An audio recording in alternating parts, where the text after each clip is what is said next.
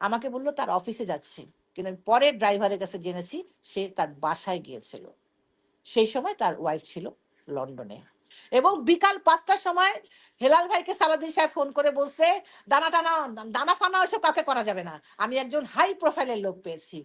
আমাকে ফোন করে বললেন যে, "তুমি সর্বনাশ করছো। নিজের পায়ে নিজে কুড়াল মারলা।" আমি বলি, "কি হইছে? কি হইছে? তুমি কেন কিরণকে ওর বাসায় পাঠাইছো? আমি কেন কিরণকে বাসায় পাঠাবো?"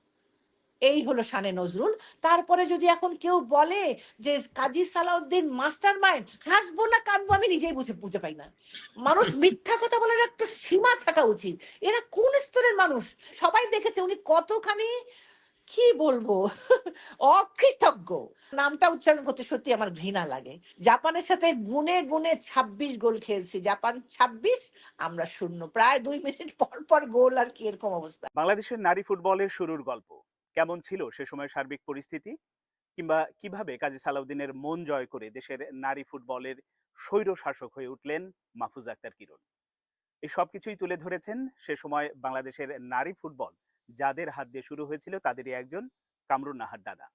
তার কাছ থেকে ২ পর্বে শুনবো বিস্তারিত, আশা করি সঙ্গেই থাকবেন।